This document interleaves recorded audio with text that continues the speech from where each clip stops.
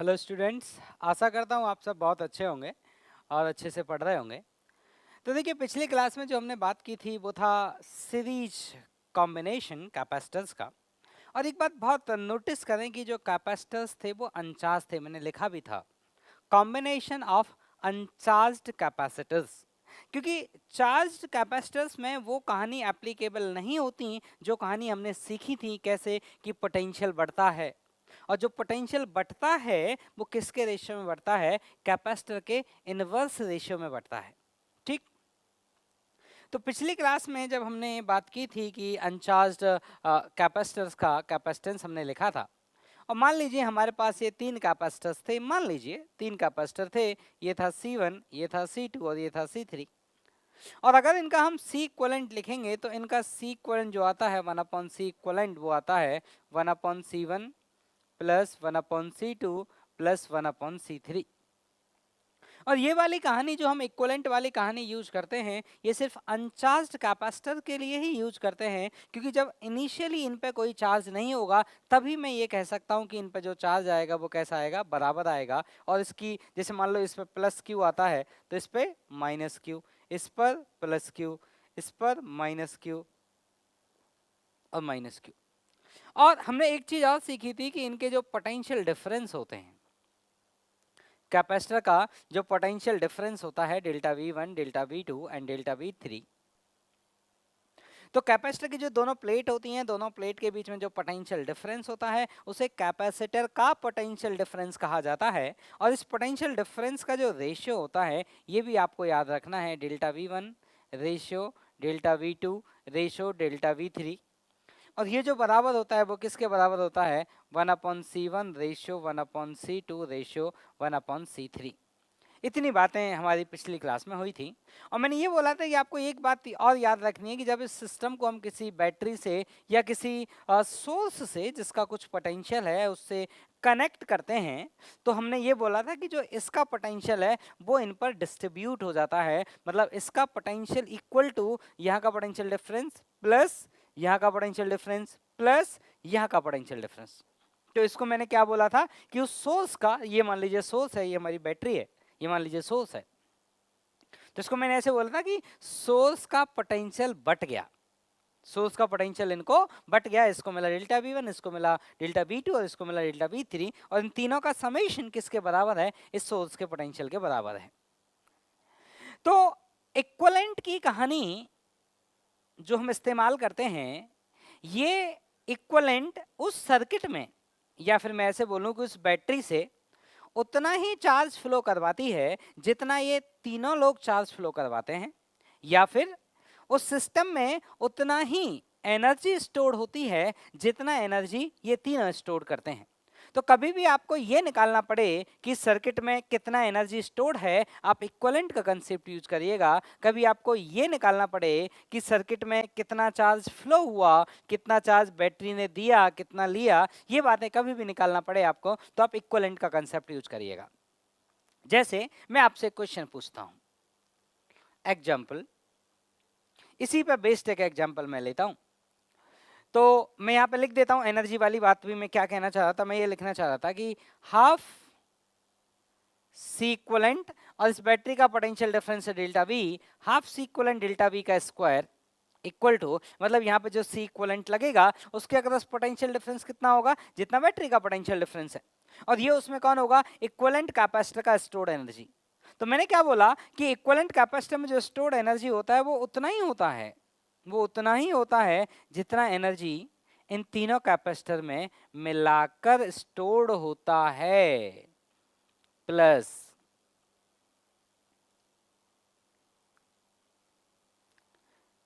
ठीक। इसीलिए तो हम इक्विवेलेंट को इस्तेमाल करते हैं जिससे कि हमारी कैलकुलेशन बहुत आसान हो जाएंगी, क्योंकि हमें ये लिखना पड़ेगा कितना एनर्जी स्टोर्ड है, सीधा C इक्विवेलेंट से लिख लो, कितना बैटरी ने चार्ज फ्लो किया, सीधा C इक्विवेलेंट से लिख दो। ठीक। अब मैं एक क्वेश्चन लेता हूं इसी पर बेस्ड, जिससे आपकी थोड़ी प्रैक्टिस हो जाए इस फॉर्मूले की। जैसे मान लीजिए हमारे पास दो कैपेसिटर हैं और दोनों अनचार्ज हैं, they are uncharged capacitor, charge on that capacitor is initially 0। एक का कैपेसिटेंस मान लीजिए 3 माइक्रोफैरड और दूसरे का कैपेसिटेंस मान लीजिए 6 माइक्रोफैरड, और इन दोनों कैपेसिटर को मैंने एक बैटरी से कनेक्ट किया। दिस इज माई बैटरी, इससे मैं कनेक्ट किया। और जो मेरे बैटरी का पोटेंशियल है, वो बैटरी का पोटेंशियल मान लेते हैं दिस इज 12 वोल्ट की ये मेरी बैटरी है, और ये अनचार्ज कैपेसिटर है, और ये मेरा स्विच है। अब मान लीजिए मैंने स्विच को क्लोज किया t = 0 पे, और जितना टाइम इस सर्किट को ट्रांजिएंट फेज के लिए चाहिए था, ट्रांजिएंट फेज किसको कहते हैं, जब तक इस सर्किट में चार्ज फ्लो होगा, एक ऐसा टाइम आता है जब कैपेसिटर्स फुल्ली चार्ज हो जाते हैं, सर्किट में चार्ज का फ्लो होना बंद हो जाता है, उसको बोलते हैं स्टेडी स्टेट।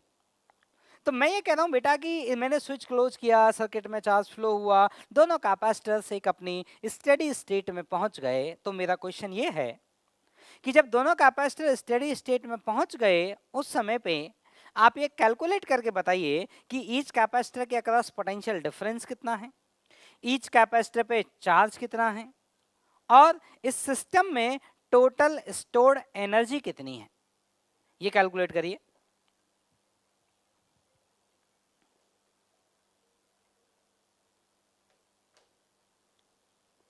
हाँ, तो देखिए मैं आपको सॉल्व करके दिखाता हूं। तो मैंने आपको ये बताया था कि जो पोटेंशियल डिफरेंस होता है, जो सोर्स का पोटेंशियल डिफरेंस होता है, वही इन कैपेसिटर्स को मिलता है, वही इन कैपेसिटर पे डिस्ट्रीब्यूट होता है या बढ़ता है। और किसके रेशियो में बढ़ता है, कैपेसिटेंस के इनवर्स रेशियो में बढ़ता है। अब एक चीज याद रखिए कि जब हमारे पास दो कैपेसिटर होते हैं, तो दो कैपेसिटर में देखो आप कैसे लिखोगे, मैं आपको यहाँ लिख के दिखाता हूँ। दो में कैसे लिखोगे आप, तो एक के हिस्से का पोटेंशियल डिफरेंस लिखोगे 1/C1 upon 1/C1 plus 1/C2 into delta we. अब मैं कह रहा हूँ बेटा कि जो ये वाली टर्म है ना, इस वाली टर्म को आप एलसीएम वगैरह लीजिए। एलसीएम वगैरह लेके आप देखेंगे कि ये वाली जो टर्म है ना, वो आ जाएगी C2/C1 प्लस C2। दो में दो कैपेसिटर जब होंगे, दो से ज्यादा होंगे तो फिर हमें इसी तरह से ही उसको एलसीएम वगैरह लेके सॉल्व करना पड़ेगा। लेकिन अगर मेरे पास दो कैपेसिटर्स हैं तो मैं मेरे दिमाग में ये बात याद रखूंगा, अगर दो कैपेसिटर हैं तो मैं मेरे दिमाग में ये याद रखूंगा कि जो ये वाली चीज है, ये वाली जो चीज है वो किसके बराबर होती है, इसके बराबर होती है, ठीक। और यहाँ पे जब मैं C2 लिखूंगा तो यहाँ ऊपर कौन आ जाएगा, C1। तो इसको हम ऐसे याद रखेंगे कि जब मैं इसका पोटेंशियल डिफरेंस लिखूंगा कि इसके अक्रॉस कितना पोटेंशियल डिफरेंस आया, तो मैं ऊपर कौन सा कैपेसिटेंस लूंगा, ये वाला लूंगा। तो मैं इसके पोटेंशियल डिफरेंस को अगर मैं डेल्टा V1 नाम दूं, और इसके पोटेंशियल डिफरेंस को अगर मैं डेल्टा V2 नाम दूं, तो बैटरी का पोटेंशियल डिफरेंस इनको बटा है, तो डेल्टा V1 क्या लिखा जाएगा, ये लिखा जाएगा 6/3 प्लस 6 इंटू 12। कितना आया, तो देखिए ये आ गया आपके पास, देखो बेटा ये है आपका 6 और ये है 9 इंटू 12, तो ये आया आपके पास 8 वोल्ट। ये है आपका डेल्टा V1। और अगर मैं डेल्टा V2 की बात करूं, डेल्टा V2 जो आएगा आपका, अब आप खुद देखिए डेल्टा V2 का अलग से कैलकुलेशन करना चाहें तो कर लें, और नहीं करना चाहें तो आप समझदार हैं, आप जानते हैं कि 8 वोल्ट जब इसके अक्रॉस आया तो इसके अक्रॉस कितना आएगा, 4 वोल्ट, क्योंकि यही पोटेंशियल तो इन दोनों में डिस्ट्रीब्यूट होता है, यही 12 तो बराबर होता है delta V1 plus delta V2 के। तो डेल्टा V2 का अगर हम वैल्यू लिखें तो मैं फॉर्मूले से लिख के दिखा देता हूँ, और फॉर्मूले से वो वैल्यू 4 के बराबर आनी चाहिए, तो हमारा मन भरोसा करेगा चीज पे। तो 3/3 प्लस 6 इंटू 12, तो ये है आपके पास 4 वोल्ट, कैलकुलेट कर सकते हैं आप। इसका मतलब ये हुआ कि इसके अक्रॉस आया हमारा 8 वोल्ट और इसके अक्रॉस आया हमारा 4 वोल्ट। तो पहला क्वेश्चन तो ये है कि ईच कैपेसिटर के अक्रॉस पोटेंशियल डिफरेंस कितना है, वो हमें पता चल गया। दूसरा क्वेश्चन मैंने ये पूछा था कि बताइए इस सिस्टम में टोटल स्टोर्ड एनर्जी कितनी है, और एक ये भी मैंने पूछा था कि बताइए सिस्टम में कितना चार्ज फ्लो हुआ। तो देखिए इस सर्किट में जितना चार्ज फ्लो हुआ होगा उतना ही चार्ज ईच कैपेसिटर पे आया होगा, क्योंकि सीरीज कॉम्बिनेशन में ईच कैपेसिटर पर चार्ज की वैल्यू बराबर होती है। तो मैं ईच कैपेसिटर को जानता हूं, ईच कैपेसिटर के अक्रॉस पोटेंशियल डिफरेंस को जानता हूं, तो अगर मैं ईच कैपेसिटर के चार्ज को अगर मैं Q डेल्टा वी वाले नजरिए से लिखना चाहूं, सॉरी C डेल्टा वी वाले नजरिए से लिखना चाहूं, तो मैं लिख सकता हूं। जैसे मैं लिख के बताता हूं आपको, इसका 8 वोल्ट आया था और ये कितना है 3, 8 इंटू 3 कितना आएगा 24 माइक्रोकूलम। इसकी बात करो 6 माइक्रोफेरेड खुद है और 4 वोल्ट आया था पोटेंशियल डिफरेंस, कितना आएगा 24 माइक्रोकूलम। तो मैं जो बोला कि वो बात ठीक है, क्या कि दोनों पे चार्जेस क्या होते हैं, बराबर। और आप इस चार्ज को अगर इंडिविजुअल पोटेंशियल डिफरेंस पता है तो इंडिविजुअल C इंटू वी की कहानी से भी लिख सकते हो, एक तरीका। दूसरा तरीका, तो अगर आप इस पे चार्ज लिखना चाहें Q, तो आप लिख सकते हैं 3 इंटू 8 माइक्रोकूलम। और सिमिलर स्टोरी इस पे चार्ज लिखना चाहें तो ये इस पे आया था 4, इसका कैपेसिटेंस है 6 इंटू 4 माइक्रोकूलम, तो ये आया 24 microcoulomb and this is also 24 microcoulomb. और दोनों को बराबर आना ही था। मैंने आपके मन की संतुष्टि के लिए दोनों कैलकुलेट किए, लेकिन अगर मुझे एग्जाम वगैरह जैसे कभी करना पड़े और मुझे देना पड़े तो मैं नहीं चेक करूंगा, क्योंकि मैं जानता हूँ सीरीज में दोनों बराबर आने ही आने हैं। तो मैं इसकी कैलकुलेशन करके क्यों टाइम वेस्ट करूँ, जब मुझे भरोसा है कि वो इसी के बराबर आएगा। और मुझे पता है ये कितना है 24, तो वो भी कितना आएगा 24। तो एक तो तरीका ये है कि भाई ईच पोटेंशियल डिफरेंस अगर पता है तो कैपेसिटर से मल्टीप्लाई कर लो, खुद का पोटेंशियल, खुद का कैपेसिटर, खुद का चार्ज आ जाएगा, बेसिक एकदम। अब मान लो मैं इक्विवेलेंट वाली कहानी से पता करना चाहता हूं, तो मैंने क्या बताया, सर्किट में जो चार्ज फ्लो होगा वो उतना ही चार्ज फ्लो होगा जितना अकेला इक्विवेलेंट वाला कैपेसिटर कराएगा, उतना ही ये तीनों मिलके या ये दोनों मिलके करा रहे होंगे। तो इन दोनों का इक्विवेलेंट कैपेसिटेंस कितना आएगा, सी इक्विवेलेंट, मैं यहां लिख के दिखाता हूं। सी इक्विवेलेंट आएगा आपका 3 into 6 upon 3 plus 6, this is 2 microfarad. 2 microfarad is the equivalent capacitance. अब सर्किट में कितना चार्ज फ्लो कराएगा ये अकेला कितना फ्लो कराएगा, उसका आंसर है Q equal to CV। C equal कितना है 2 माइक्रो और वो कितना है 12, तो आंसर कितना है 24 माइक्रो कूलम। मतलब इतना सर्किट में फ्लो कराएगा, फ्लो शब्द इस्तेमाल किया है मैंने। अब अगर इसने इतना सर्किट में फ्लो कराया तो बेटा जो फ्लो करेंगे वही चार्ज तो ईच कैपेसिटर पर आएगा, क्योंकि सर्किट तो सीरीज वाला है, जितना यहां से निकलेगा फ्लो करके जाएगा उतना ही इन कैपेसिटर पे आएगा। ठीक, तो फ्लो कितना हुआ 24 माइक्रोकूलम और कैपेसिटर पे चार्ज भी कितना आएगा, on each capacitor there will be 24 microcoulomb charge. अब लिखना है स्टोर्ड एनर्जी, तो तरीका नंबर 1, हर एक का अलग अलग से लिख के ऐड कर लो। तरीका नंबर 2, उस इक्विवेलेंट की एनर्जी लिख लो। उस अकेले इक्विवेलेंट के पास उतनी ही एनर्जी स्टोर होती है जितनी एनर्जी इन तीनों को मिला के स्टोर होती है। तो उस अकेले के पास कितनी स्टोर होगी आप वो निकाल लो, क्योंकि अकेले अकेले का लिख के ऐड करेंगे तो वो थोड़ा सा टाइम कंज्यूमिंग प्रोसेस है। तो हम क्या करते हैं बेटा, अकेले इक्विवेलेंट का लिख लेते हैं half, that's equivalent that is 2 microfarad, मैं फेरेड नहीं लिखूंगा, इनटू V स्क्वायर। और वोल्टेज कितना है आपका 12, तो उसका स्क्वायर आएगा 144। तो आपका जो स्टोर आ गया U वो आ गया आपके पास 144, देखिए 2 से 2 जाएगा और ये आया 144 माइक्रो जूल। आप चाहें तो आप ये लिख लीजिए अलग अलग की कितनी और ऐड कर लीजिएगा, आंसर यही आएगा, क्योंकि इक्विवेलेंट इंट्रोड्यूस इसीलिए किया गया था। अदरवाइज इक्विवेलेंट को इंट्रोड्यूस करके क्या फायदा अगर हमारी कैलकुलेशन ही आसान नहीं हो तो। ठीक, लिख लीजिए। और अगर आपको हीट लॉस निकालना हो तो देखो, हीट लॉस निकालने का सबसे आसान तरीका वर्क डन बाय बैटरी, या सबसे फंडामेंटल तरीका work done by battery minus stored energy equal to heat loss, लिख लीजिए। अब ये तो सिचुएशन वो थी जब ये कैपेसिटर कैसे थे, अनचार्ज थे।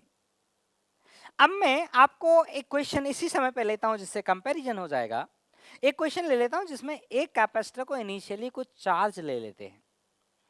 ठीक, अभी मैंने क्या पाया, इसमें पोटेंशियल कितना था 8 वोल्ट, इस पे कितना था 4 वोल्ट। मैं सारा डाटा यही रखूंगा, सिर्फ मैं एक कैपेसिटर को थोड़ा सा चार्ज दे दूंगा। एक कैपेसिटर पहले से थोड़ा चार्ज है तो वहां पर ये सीरीज ये सब कहानी नहीं चलती वहां पे, ये इक्विवेलेंट वाली स्टोरी वहां नहीं चलती। क्यों नहीं चलती वहां स्टूडेंट वाली ये इक्विवेलेंट वाली स्टोरी, क्योंकि इक्विवेलेंट वाली स्टोरी को डेवलप तब किया गया था जब कैपेसिटर इनिशियली अनचार्ज्ड थे। तो उस स्टोरी की कंडीशन को वो सिचुएशन मैट नहीं करेगा, इसलिए उस सिचुएशन में इक्विवेलेंट का कहानी एप्लीकेबल नहीं होगा। अब मैं आपको क्वेश्चन लेता हूं और उस बात पे भरोसा दिलाता हूं, देखिएगा।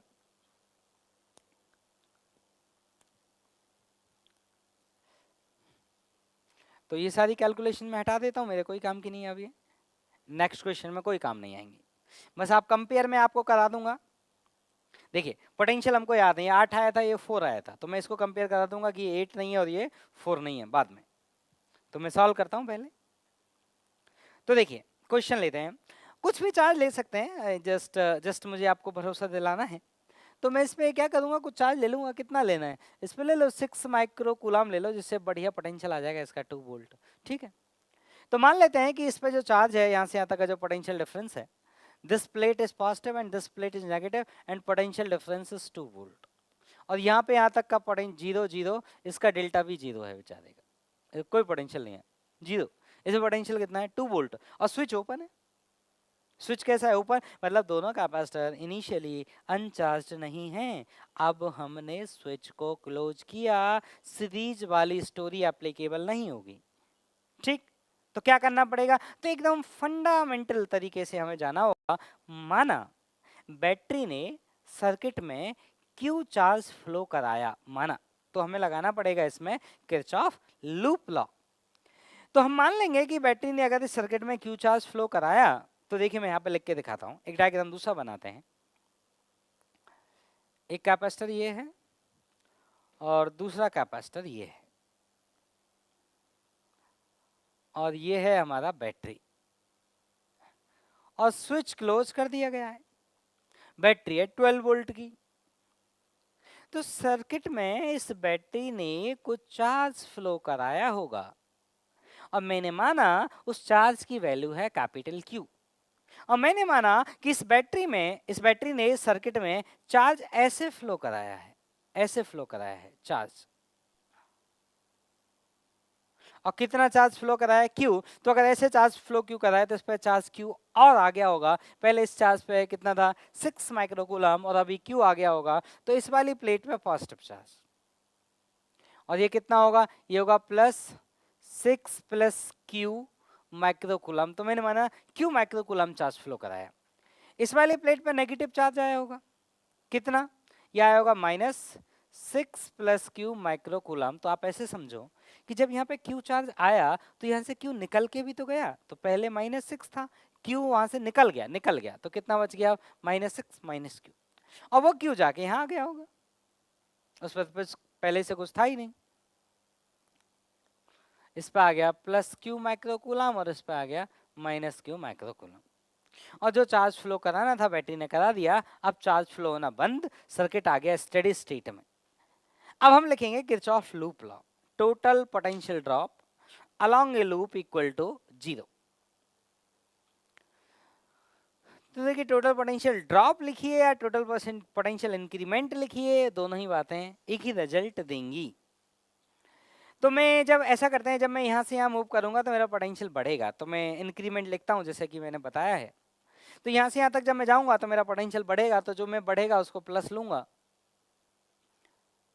जब मैं यहाँ से यहाँ तक जाऊंगा तो मेरा पोटेंशियल घटेगा तो उसको मैं क्या लूंगा, माइनस लूंगा, तो माइनस। और कितना घटेगा, 6 + क्यू अपॉन ये कैपेसिटेंस कितना था आपका, ये था आपका 3 माइक्रोफेरेड, और ये कितना था आपका 6 माइक्रोफेरेड। तो कितना आएगा, ये आएगा, घटेगा इसलिए कितना, क्यू +6/3, माइक्रो से माइक्रो कट जाएगा। और यहाँ से यहाँ तक जब मैं जाऊंगा फिर पोटेंशियल घटेगा मेरा, कितना घटेगा, तो उसको घटेगा तो माइनस लिया जाएगा, एंड Q/6 माइक्रो से माइक्रो कट जाएगा, and that equal to 0। Total potential drop along a close loop equal to 0। अब इसको सॉल्व किया जाए तो देखिए कितना आएगा, ये आएगा 12 - Q/3 - 2 - Q/6 इक्वल टू 0। तो यह है 10 इक्वल टू Q/3 + Q/6। अब इसको सॉल्व करिए फर्दर, तो ये कितना आएगा आपके पास, ये आएगा, यहाँ पे 2 का मल्टीप्लाई करिए, ऊपर 2 मल्टीप्लाई, ये आया Q/2। तो Q का जो वैल्यू आ गया वो आ गया 20। ठीक, Q का वैल्यू 20 आ गया, मतलब जो चार्ज फ्लो किया वो कितना चार्ज फ्लो किया है, 20 माइक्रोकूलम। और अगर ये Q नेगेटिव आ जाता, इसका मतलब Q चार्ज ऐसे फ्लो नहीं किया, Q चार्ज ऐसे फ्लो किया, जैसे कि मैकेनिक्स में बात होती थी।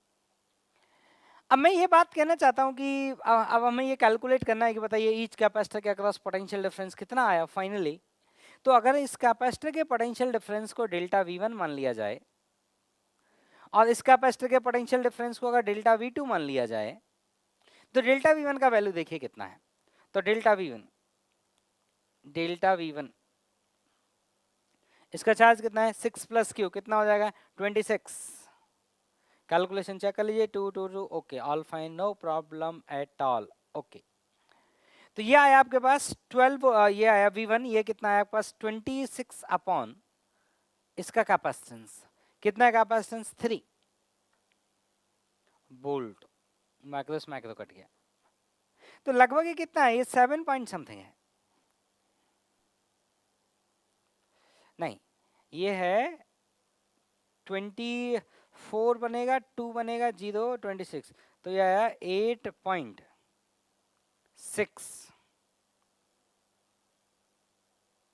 देख लो पहले कितना था 8 वोल्ट, अभी कितना है 8.66। तो अगर आप पहले वाली कहानी से आंसर निकालते तो 8 वोल्ट निकाल के पेपर में टिक करके चले आते, और पेपर में पहले ऑप्शन में 8 वोल्ट ही मिलेगा आपको, क्योंकि वो चाहेगा आपसे गलती करवाना। तो आपको ये याद रखना है कि वो स्टोरी एप्लीकेबल यहाँ पर नहीं होगी, क्योंकि कैपेसिटर इनिशियली अनचार्ज नहीं है। और डेल्टा V2 की बात करें, पिछले बार क्या था 4 वोल्ट, अभी देख लो कितना आएगा डेल्टा V2, ये आएगा आपके पास 20/6, मतलब कितना 10/3, मतलब कितना 3.33, लिख लीजिए। तो ये आपको अब अच्छे से याद रहे कि कब इक्विवेलेंट वाली स्टोरी कब लगानी है, और क्या क्या इक्विवेलेंट के अपने फीचर हैं, किस तरह से हमें उनको यूज करना है। ये था आपका सीरीज कॉम्बिनेशन। अब मैं आपको लेके चलता हूँ पैरेलल कॉम्बिनेशन की तरफ, तो इसको लिख लीजिए। ठीक,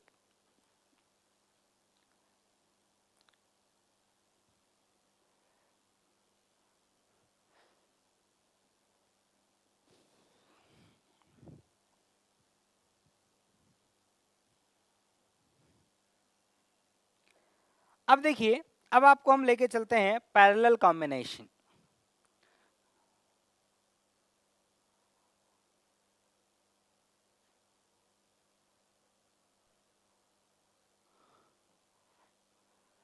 तो पैरेलल कॉम्बिनेशन, और जितने भी मैं रूल्स लिखूंगा, या रूल बोलिए या उनको फॉर्मूले आप बोलिए, वो फॉर्मूले हम जब तभी के लिए अप्लाई करेंगे जब कैपेसिटर क्या होंगे, अनचार्ज होंगे।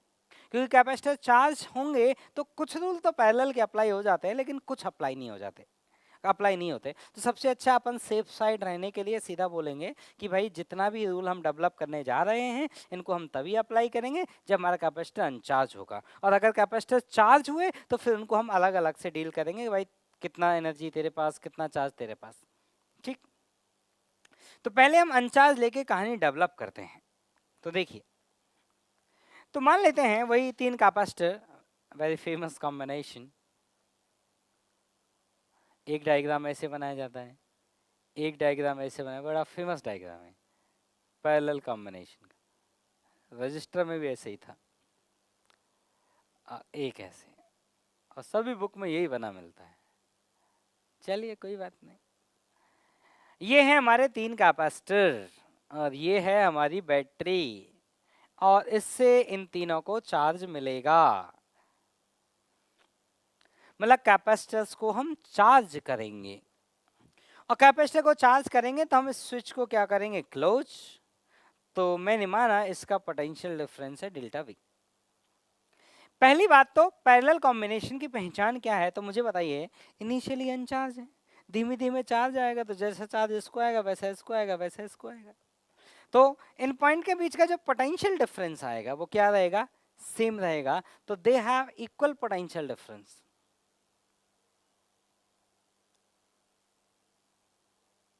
दे हैव इक्वल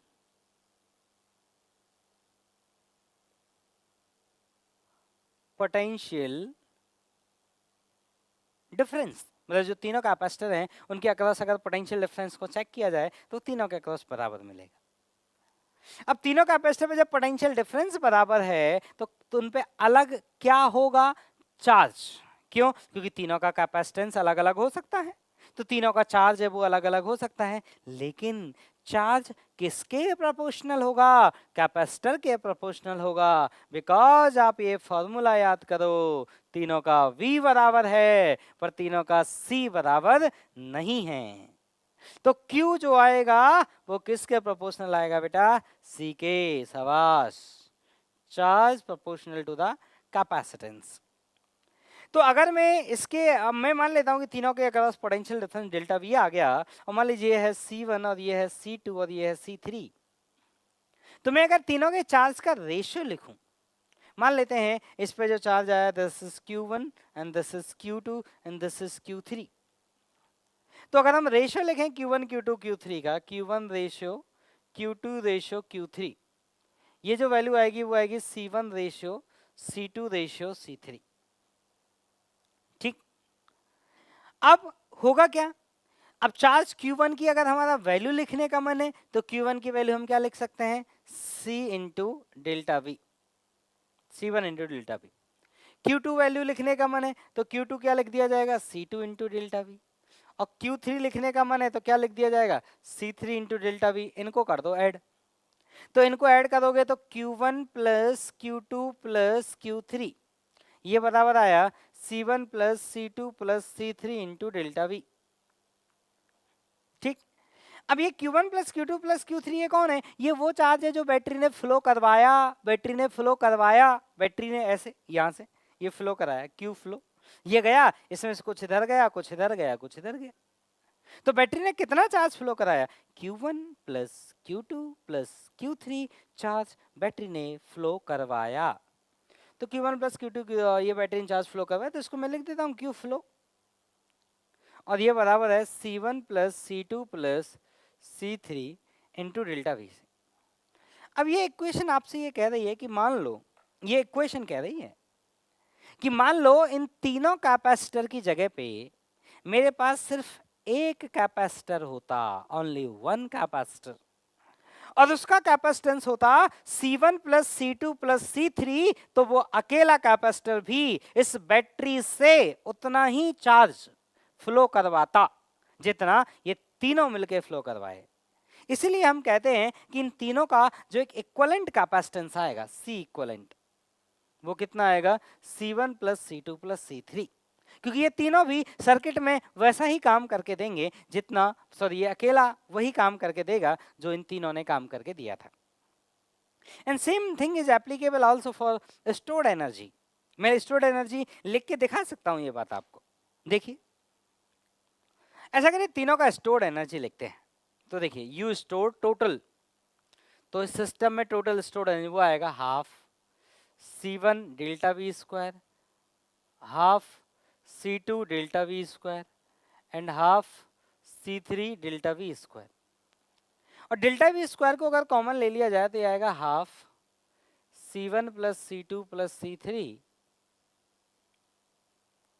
और अब देखिए ये अगेन ये क्वेश्चन क्या कह रही है, ये क्वेश्चन भी आपको वही बात कह रही है कि मान लो ये इस सोर्स के अक्रॉस ये तीन लगे थे ना, मान लो ये तीन नहीं होते, तीन को फेंक दो, एक लगाओ, तो वो अकेला कितना होना चाहिए था कि उस अकेले में उतना एनर्जी स्टोर्ड हो जाता जितना इन तीनों में मिलके स्टोर्ड है, तो वो अकेला होना चाहिए था C1 plus C2 plus C3। इसका मतलब C इक्वलेंट जो हो गया।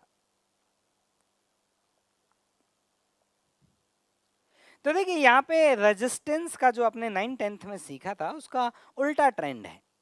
आपने ऐसा ट्रेंड रजिस्टर्स में देखा था 9th-10th में, हम भी पढ़ेंगे रजिस्टर, आपको बताएंगे तब हमारे भी आएगा, ऐसा थोड़ी है कि 9th-10th में आया तो अब नहीं आएगा। तो आपको मतलब जैसे आप बच्चे को ना 9th-10th चीजें थोड़ी याद रहती हैं स्कूल टाइम से, तो वो ऐसे याद रख ले कि कैपेसिटर की कहानी रजिस्टर की उल्टी थी बस। तो देखो वहाँ पे सीरीज में ऐसे आता है रजिस्टर में, लेकिन यहाँ पे पैरेलल में ऐसे आया, वहाँ पे सीरीज वाला हटा दिया, वहाँ पे जो पैरेलल में आता है वो यहाँ पे कौन आया था, सीरीज में। तो एक फॉर्मूला है C इक्विवेलेंट का C1 plus C2 plus C3 जो किस में लगेगा, पैरेलल कॉम्बिनेशन। एक फॉर्मूला है 1/C equivalent equal to 1/C1 plus 1/C2 plus 1/C3, वो कब लगेगा, जब हमारा सर्किट सीरीज कॉम्बिनेशन का होगा। ठीक है, अब देखिए वैसे पैरेलल कॉम्बिनेशन के सवाल करना ना बहुत आसान होता है। क्यों आसान होता है, क्योंकि देखो ईच कैपेसिटर का अगर हमको पोटेंशियल डिफरेंस मिल जाए ना, तो हम बड़ी आसानी से उसका चार्ज लिख सकते हैं और बड़ी आसानी से उसकी एनर्जी लिख सकते हैं। सीरीज कॉम्बिनेशन में थोड़ी कैलकुलेशन करनी पड़ती थी पोटेंशियल डिफरेंस निकालने के लिए, लेकिन पैरेलल कॉम्बिनेशन में हमको कैलकुलेशन करनी नहीं पड़ती पोटेंशियल डिफरेंस निकालने के लिए, क्योंकि जितना हमारा सोर्स का पोटेंशियल है वही पोटेंशियल इसका आएगा, तीनों कैपेसिटर्स का। ठीक, तो इसको लिख लो। हाँ तो देखो, अब ऐसा करते हैं पैरेलल कॉम्बिनेशन पे एक क्वेश्चन देखते हैं। ठीक, तो देखिए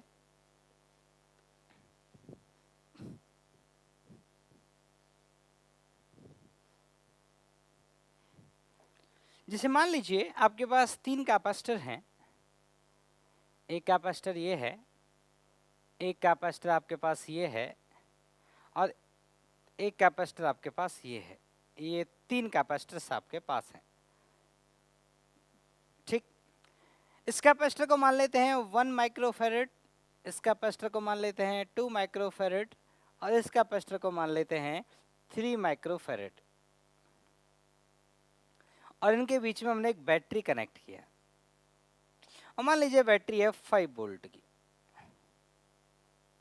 और हमसे पूछा गया है कि बताइए इस सिस्टम में स्टोर्ड एनर्जी कितनी है। मान लो यही पूछा गया सिर्फ ऑनली।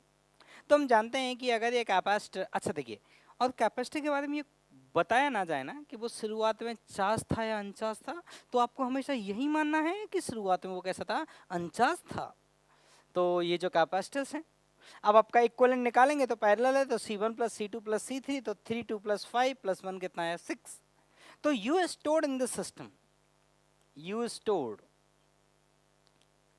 इन दिस सिस्टम, वो किसके बराबर आएगा, वो आएगा half that C equivalent into C and that into V square 5 square micro joule. तो ये आएगा 25 और वो आएगा 3 और ये आएगा 75 माइक्रो जूल। इसके बाद हम बात करें कि इस बैटरी ने कितना चार्ज फ्लो कराया इस सर्किट में, तो Q फ्लो मतलब बैटरी ने सर्किट में कितना चार्ज फ्लो कराया, तो लिख देंगे C equivalent into V। C equivalent कितना है, 6 इंटू 5 माइक्रो कूलम, तो वो आएगा 30 माइक्रो कूलम। ठीक है, तो लिख लें। अब देखिए और क्वेश्चन करते हैं।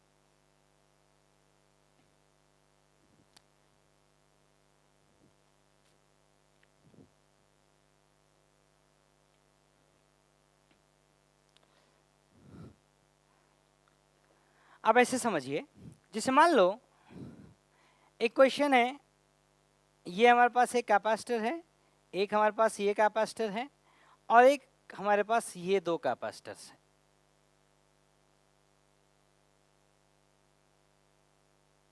ठीक, और ये आपका सर्किट है, स्विच ओपन है। This is 1 microfarad, this is 2 microfarad, और this is 3 microfarad, and this is 6 microfarad.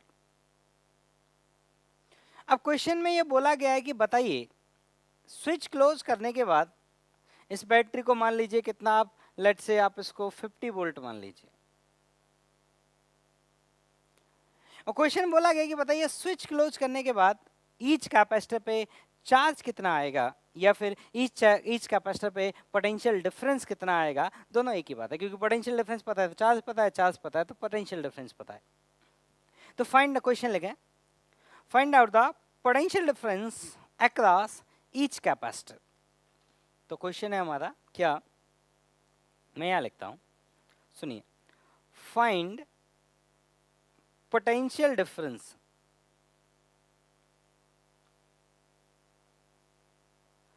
across each capacitor, कि जो हमारा ईच कैपेसिटर है उसके अक्रॉस पोटेंशियल डिफरेंस कितना आएगा वो हमें कैलकुलेट करना है।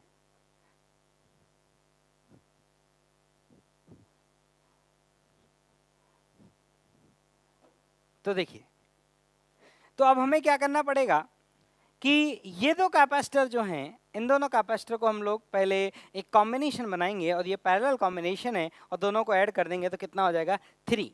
मतलब this diagram is equivalent to this diagram, 6 3 3। तो सबसे पहले हम उस डायग्राम को इस डायग्राम में कन्वर्ट करेंगे। This is 6 microfarad, this is 3 microfarad, and this is 3 microfarad. अब मैं क्या करूंगा, मैं इस सिस्टम का इक्विवेलेंट निकालूंगा। इस सिस्टम का इक्विवेलेंट कितना आएगा, तो आप जानते हैं 1/C इक्विवेलेंट जब सीरीज कॉम्बिनेशन होता है, ये तीनों आप सीरीज में है, तो वो आएगा 1/3 प्लस 1/3 प्लस 1/6। तो ये कितना आएगा, ये आएगा 2/3 प्लस 1/6 2 का ऊपर नीचे मल्टीप्लाई करिए, ये 6 बनेगा, ये 4 बनेगा, तो वो बन जाएगा आपके पास 5/6। ये आया 1/C इक्वलेंट। तो C इक्वलेंट का जो वैल्यू आएगा वो आएगा 6/5।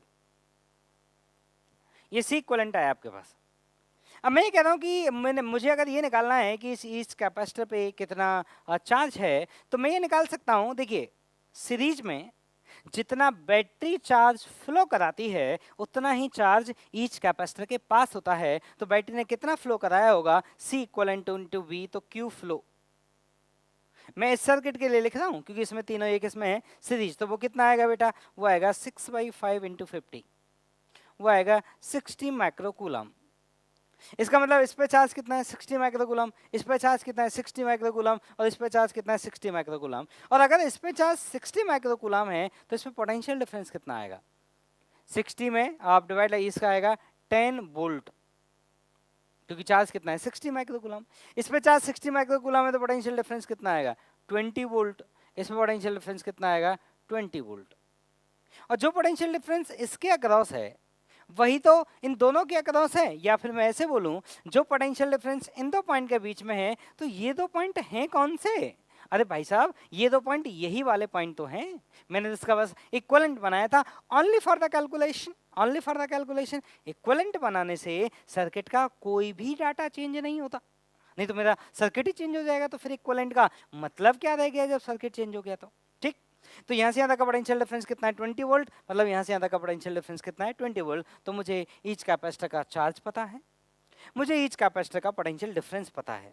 तो अब आपको ये याद रखना पड़ेगा, मोस्ट ऑफ द टाइम जो क्वेश्चंस आपको देखने को मिलेंगे वो मिक्स्ड सर्किट होंगे। जैसे यहाँ पे देखा, सीरीज भी था, पैरेलल भी था, तो आप उसको कैसे डील करेंगे मैंने यहाँ पे आपको एक एग्जांपल करके बताया।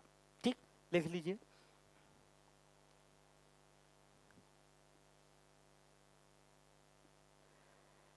चलिए एक क्वेश्चन और करते हैं।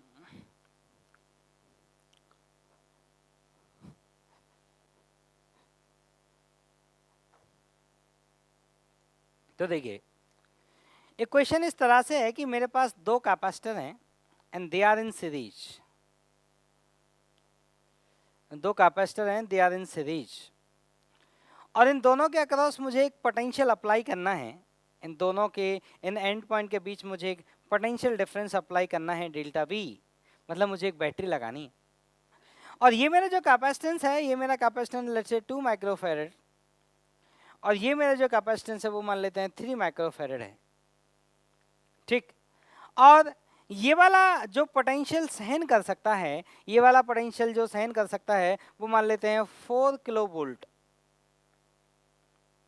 और ये वाला जो कैपेसिटेंस है वो मान लेते हैं जो पोटेंशियल सहन कर सकता है वो मान लेते हैं वो है 10 किलो वोल्ट। मतलब इस अकेले कैपेसिटर के अक्रॉस अगर आपने 10 किलो वोल्ट लगाया होता तो ये कैपेसिटर खराब नहीं होता, लेकिन अगर 10 किलो वोल्ट से ज़्यादा लगाते तो ये खराब हो जाता। Similar for story this capacitor, अगर अकेले के अक्रॉस 4 किलो वोल्ट लगाया होता तो ये खराब नहीं होता, लेकिन अभी ये दोनों कॉम्बिनेशन में हैं। तो हमें ये निकालना है कि बताइए जो डेल्टा वी है इसका मैक्सिमम वैल्यू क्या हो सकता है। हमको क्या फाइंड करना है बेटा, कि जो पोटेंशियल डिफरेंस हम अप्लाई करना चाहते हैं उसका मैक्सिमम वैल्यू क्या हो सकता है कि दोनों कैपेसिटर खराब ना हो। तो देखिए कैसे सॉल्व करेंगे इसको, सॉल्व करिए आप लोग, फिर मैं बताता हूं।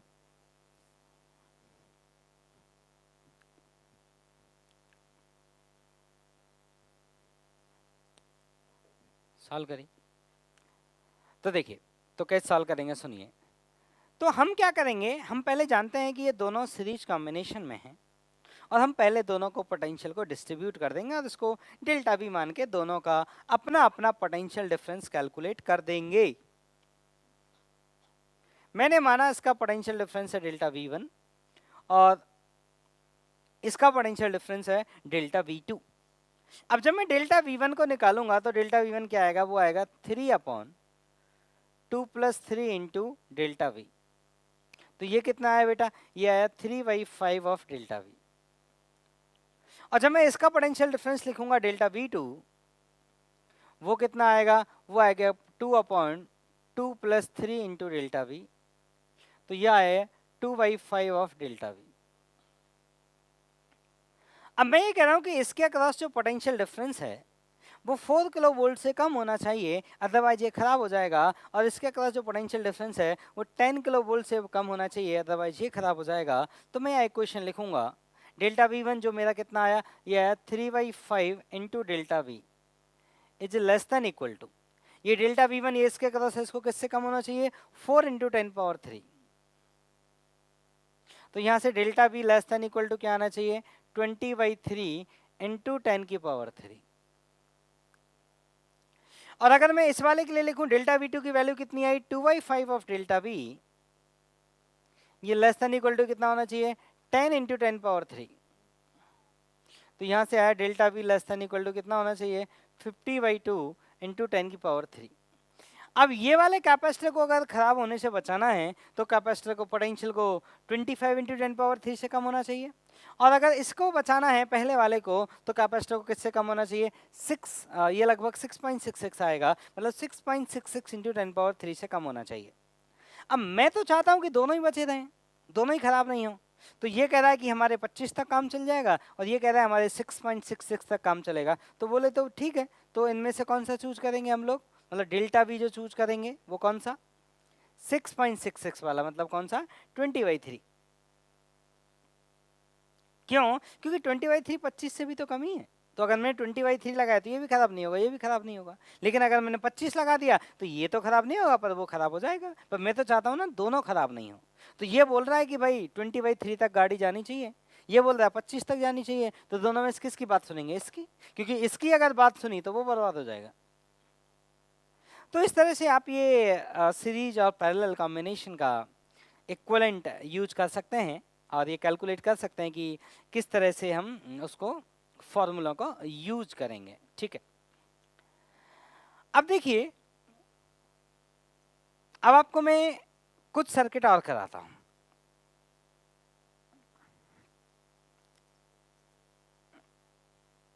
ठीक है, अब सुनिएगा, कुछ सर्किट और कराते हैं। एक सर्किट होता है, अब मैं आपको कुछ मिक्स्ड सर्किट की हम आगे बढ़ेंगे। और मिक्स सर्किट में पहले मैं आपको एक क्वेश्चन कराता हूं। सीरीज पैरेलल हम सीख चुके हैं, तो अब हम क्वेश्चन कर सकते हैं। तो क्वेश्चन ये है कि मान लो बेटा एक कैपेसिटर ये है C और एक कैपेसिटर ये है C और एक कैपेसिटर ये है C, ये कैपेसिटर C, और इस तरह से ये चेन है पूरी इन्फिनिटी तक। And these all are identical capacitors, this story goes to infinity. ये भी C है, ये भी C है, ये भी C है, ये भी C है, ये भी C है, ये भी C है। और आपसे पूछा गया है कि बताइए, ये मिक्स सर्किट का एग्जांपल है, आपसे पूछा गया कि बताइए पॉइंट ए और पॉइंट बी के बीच में जो इक्विवेलेंट कैपेसिटेंस आएगा वो कितना आएगा, ये आपसे पूछा गया है। तो कोशिश करिए।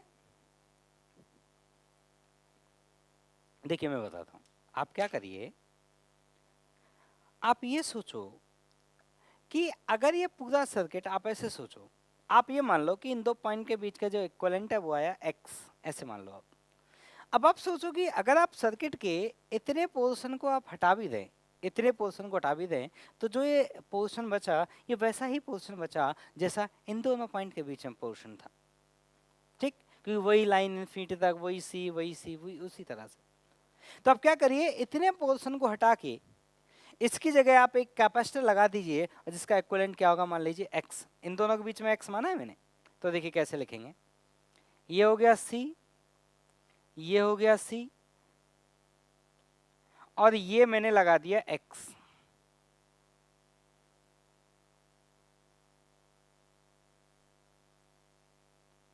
x, ये C और ये C।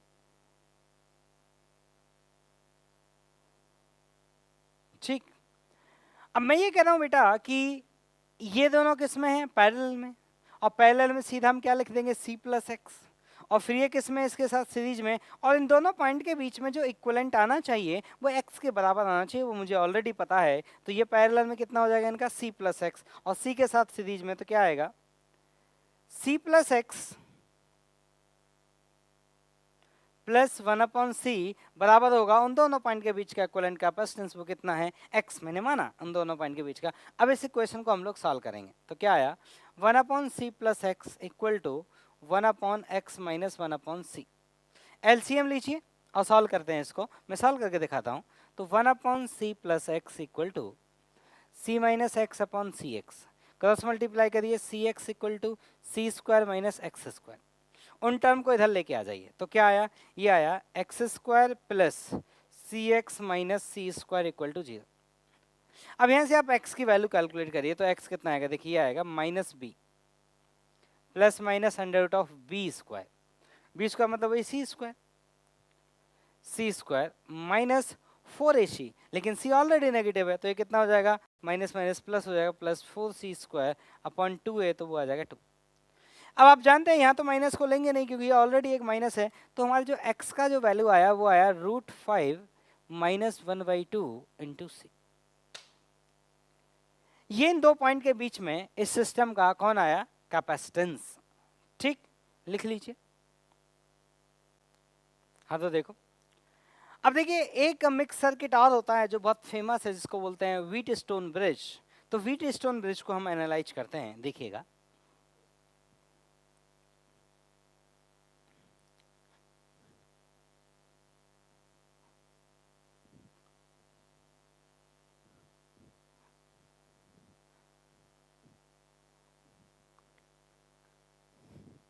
देखिएगा तो व्हीटस्टोन ब्रिज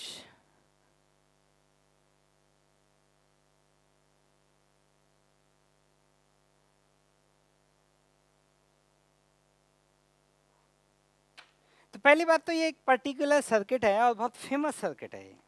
ये आदमी का नाम है, उसके नाम पर ये सर्किट का नाम रखा गया, बहुत फेमस सर्किट है। क्या है,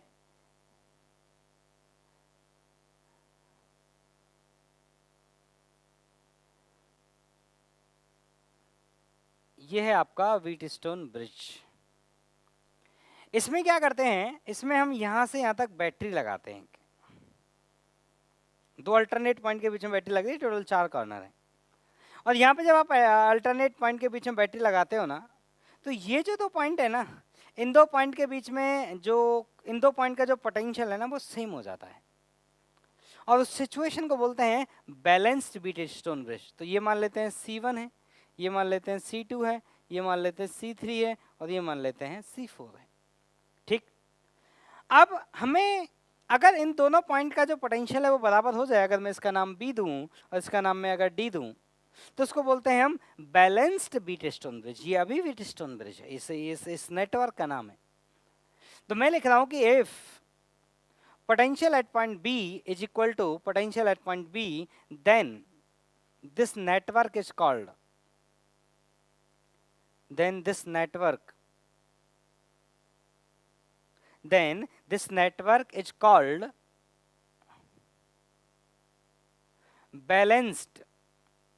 balanced Wheatstone bridge.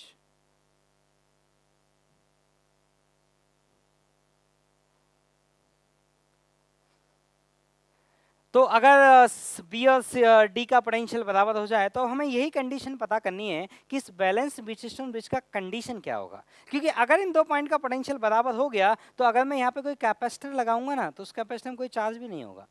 क्यों? क्योंकि इन दोनों का पोटेंशियल बराबर है, तो पोटेंशियल डिफरेंस कितना है, 0, तो उस कैपेसिटर पर चार्ज कितना आ जाएगा, 0। तो मैं क्या करूंगा, अगर इसका मतलब ये हुआ कि जो अगर बैलेंस्ड व्हीटस्टोन सर्किट है, बैलेंस्ड व्हीटस्टोन सर्किट है, उसमें यहां कैपेसिटर लगा हो मत लगा हो कोई फर्क नहीं पड़ता, क्योंकि उस कैपेसिटर के पास तो कोई चार्ज जाना ही नहीं है, क्योंकि इन दोनों पॉइंट का पोटेंशियल कैसा है, बराबर। अब मैं आपको इक्वेशन लिख के दिखाता हूं कि what will be the condition for this balanced Wheatstone bridge. आप सब समझदार हैं, आप जानते हैं। इसका बैटरी का ईएमएफ हम मान लेते हैं ई है, और इसका पोटेंशियल हम मान लेते हैं बेटा 0, और इसका पोटेंशियल मान लेते हैं हम लोग कितना, मान क्या लेते हैं, ये 0 हो गया तो यहां से देखेंगे ई हो जाएगा, जो बैटरी का ईएमएफ है ई।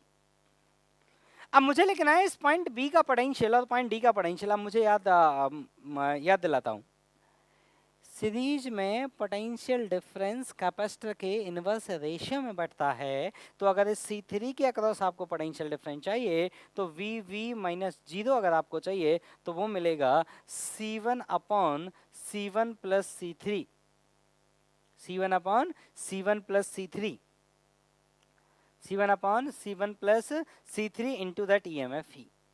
और अगर आपको इस D के अक्रॉस पोटेंशियल डिफरेंस चाहिए तो D के अक्रॉस पोटेंशियल डिफरेंस कैसे मिलेगा, VD माइनस 0, ये आएगा आपके पास C2 upon C2 plus C4 into E। तो अगर मैं बैलेंस बीटस्टोन ब्रिज चाहता हूं, अगर मैं ये चाहता हूं कि बैलेंस बीटस्टोन ब्रिज हो, इफ या फिर for balance Wheatstone bridge, for balanced Wheatstone bridge,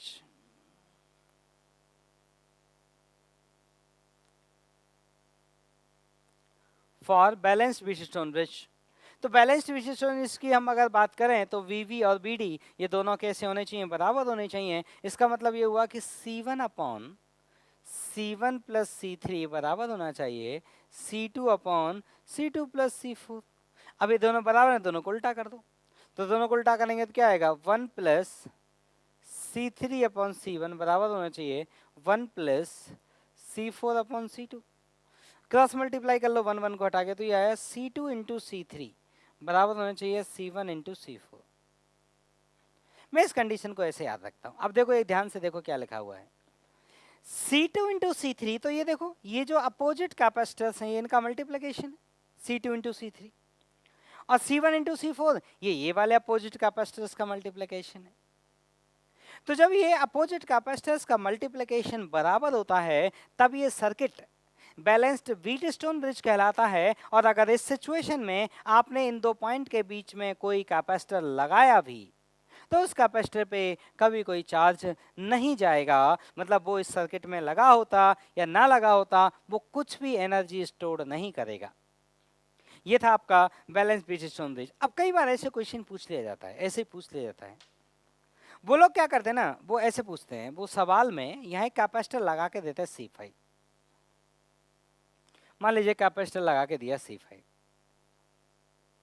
अब पूछ लेते हैं, कई बार ऐसे पूछ लेते हैं कि बताइए इनमें C1 C2 C3 C4 में क्या रिलेशन होना चाहिए था, C1 C2 C3 C4 में क्या रिलेशन होना चाहिए था सच दैट ये अपर प्लेट पॉजिटिव चार्ज हो। ठीक है, अपर प्लेट क्या हो, पॉजिटिव चार्ज। अब मुझे बताइए अगर इस प्लेट का नाम दे दूं मैं 1, इस प्लेट का नाम देते हैं 1 और इस प्लेट का नाम देते हैं 2, तो अगर मेरी प्लेट 1 पॉजिटिव चाहिए तो ये वाला पोटेंशियल मुझे ज़्यादा चाहिए किससे वाले कंपेयर में, इस वाले पॉइंट के कंपेरिजन में। इसका मतलब ये हुआ, मैं यहाँ लिख देता हूँ, यहाँ पे देखता हूँ, ध्यान से देखना, मैं लिखता हूँ कि मान लो if plate 1 of C5 is positive, तो C5 की अगर प्लेट 1 पॉजिटिव हो जाए इसका मतलब VV किससे ज्यादा होना पड़ेगा, VD से ज्यादा होना पड़ेगा, VV greater than VD। VV का वैल्यू कितना, ये लिखा हुआ, तो E को मैं कॉमन, E को मैं काट दे रहा हूँ डायरेक्ट ही, क्योंकि यहाँ भी आएगा यहाँ भी आएगा, कट तो जाएगा, तो मैं E को नहीं लिख रहा हूँ।